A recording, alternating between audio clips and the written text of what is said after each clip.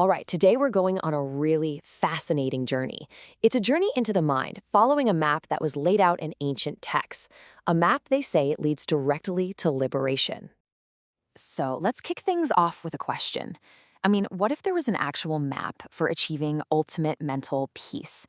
A real step-by-step guide to systematically quiet that endless noise in our heads.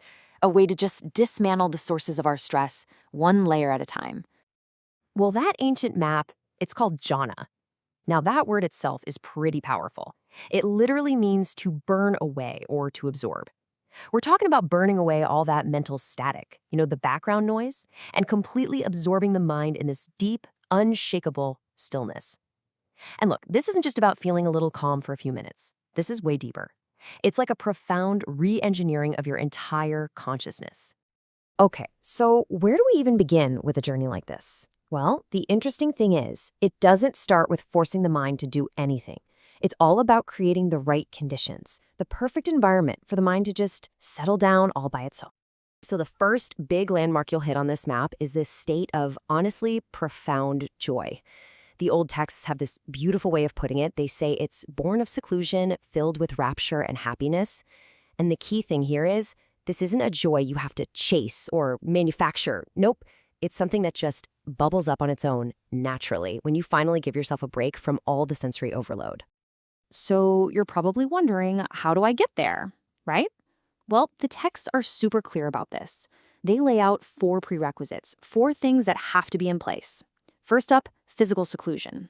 You got to get away from all the constant noise, the social stuff. Second, and this one's crucial, is what they call moral purity. Basically, if your conscience isn't clear, your mind just won't be at ease, and that joy, it'll never stabilize. Third, you've got to consciously restrain your senses. Stop letting every sight and sound pull you out of the moment. And finally, number 4 is mindfulness. That means applying and then sustaining your focus on one single thing, like your breath. And yeah, you need all 4 of these for that first taste of joy to really stick around. Okay, so once that initial joy is there and it's stable, the journey gets even more interesting.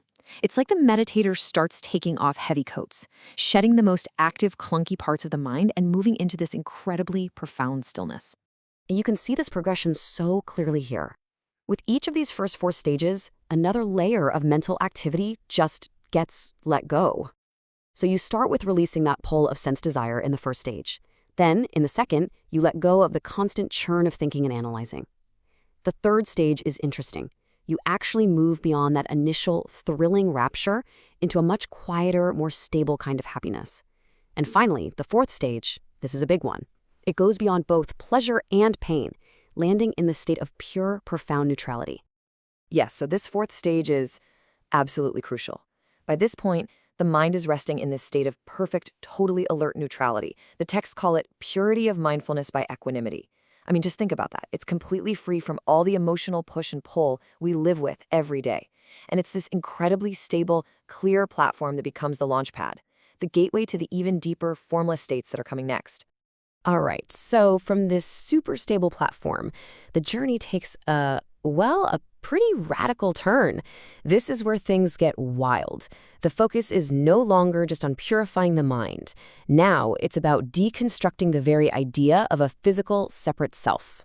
So first up, in stage 5, you let go of all perception of form. Imagine this. The boundary between your body and the space around you, it just dissolves. The mind isn't in here, inside a body anymore. Instead, it rests in this perception of just boundless, infinite space. Okay, now check this out. In the 6th stage, you realize that even that feeling of infinite space is just another thing that you're aware of.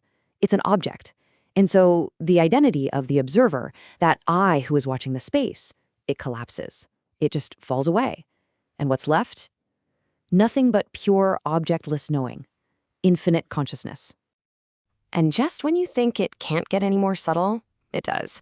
In the 7th stage, even the sense of consciousness itself starts to feel like too much of a thing. So the mind lets go of that too and settles into the perception of absence, a state the texts simply call nothingness. And then we reach the 8th stage.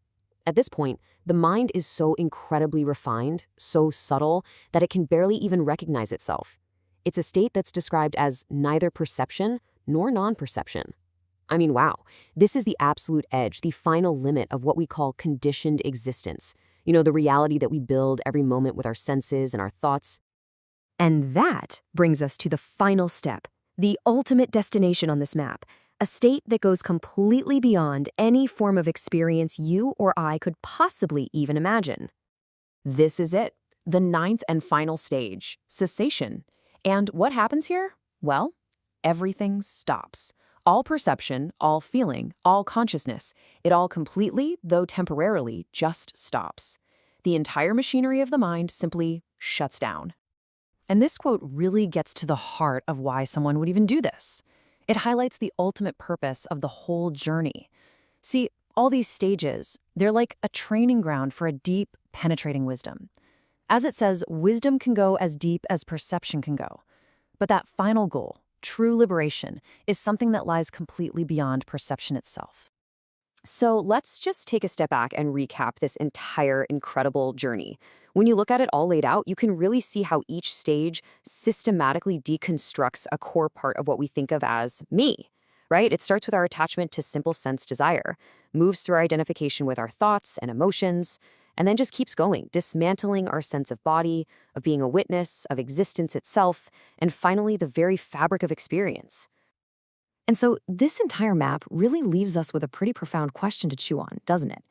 If every single layer of who you think you are, your thoughts, your feelings, your perceptions, even your very sense of existence, if all of that can be temporarily set aside, what's left? What is it that's truly, fundamentally you?